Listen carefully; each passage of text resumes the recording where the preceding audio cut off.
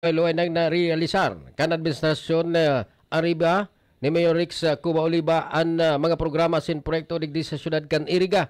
Ini matapos na gibuon kasod ang saro na naman na dakulang proyekto na nagkaigwanin groundbreaking ceremony para man sa 5-story mixed-use commercial building na pwedeng maokupar kan mga negosyante asin mga pribadong pwedeng magkagding opisina partikularmente ang sentro sa siyudad kan Iriga na mamumugtak sa barangay San Francisco at ubangan mismo kan Iriga City PNP.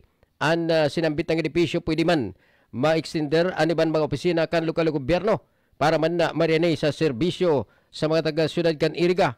Ang administrasyon nakaangklaman sa apelyido kan Oliva kung sa ina pinagatawanin kaulugan kan alkalde ang gabos ini ang pinagasaro-saro kung ano ang parte kan mga litra kung sa ina makahulugan. Saro na digdi ang litrang L na livelihood, infrastructure, litrang I asin man ang B, values education kung sa ina padagos kaning pinagapopromote ang kung ano ang iaon sa mga taga-siyudad kan Iriga ang advokasya saro sa mga prioridad kan administrasyon o ya ang pagasaro-saro kan sinabitang alkalde kasudma matapos nini magampang sa lokal na media.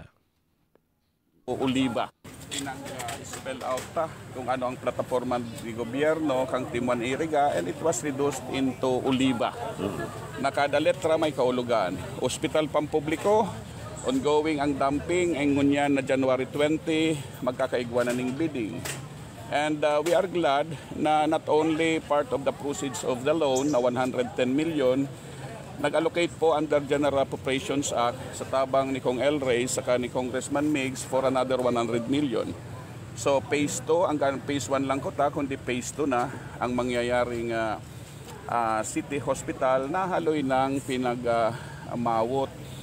This is a public clamor na magkaigwaman ng public hospital sa siyudad kang Iriga.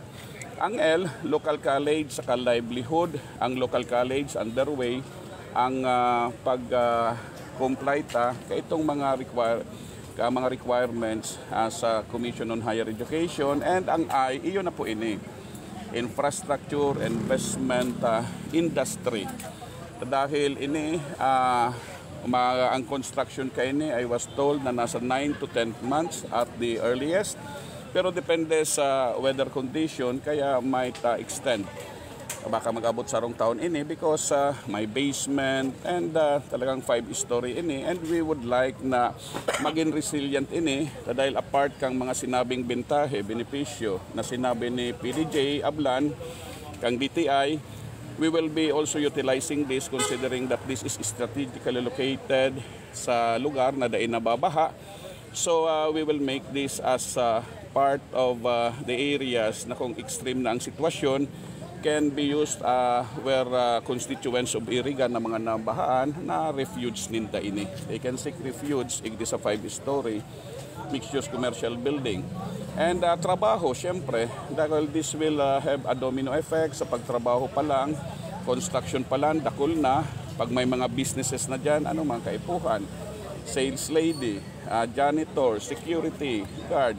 So may domino effect ini, and this will also solve the employment problem of the city. This will provide us job opportunities and values formation, pagdagos kita yaon dyan, ang engagement partnership with the different faith organizations. In fact, we were awarded by the Department of Tourism sa pinag-submit kang iChat group ni Engineer Nona Vanessa itong Kalinaw Award dahil kang pag-promote ng religious tourism igdi po sa siyudad kang Iriga, and soon to rise din itong Christ the King statue sa Ilian Hills that will serve as ito po agriculture and religious ecotourism sa Ilian Hills, kaya this will also start this year man. And ang sa tuyang advocacies, yaon dyan, and address na yan. Itong sa advocacies, and sinabi ko na itong accountability. Kaya itong promesa platform of government in 2022, gabos na comply. Mentras tanto, sinabi pa kan alkalde na ang domino effect, lalo na ang pagkakagnin mga trabaho asin man ang income kan lokal na gobyerno na kulang bagay sa sektor, lalo na mga taga-syudad kan Iriga, iyuman ang kinikapuan na suporta, partikular 20 sa iyang administrasyon. Uya liwat si Mayor Rex Cuba Oliva. Sa sitwasyon na ini po, dakula ang dadarahon kani sa siyudad kang Iriga. Because this will decongest ang satuyang pano na Central Business District, and sabi ko kapinunan pa lang po ini. Because kataid kang Central Business Terminal, itong lote man na partly na purchase na kang city, tulo ang may sadiri ang saron na bakaltana.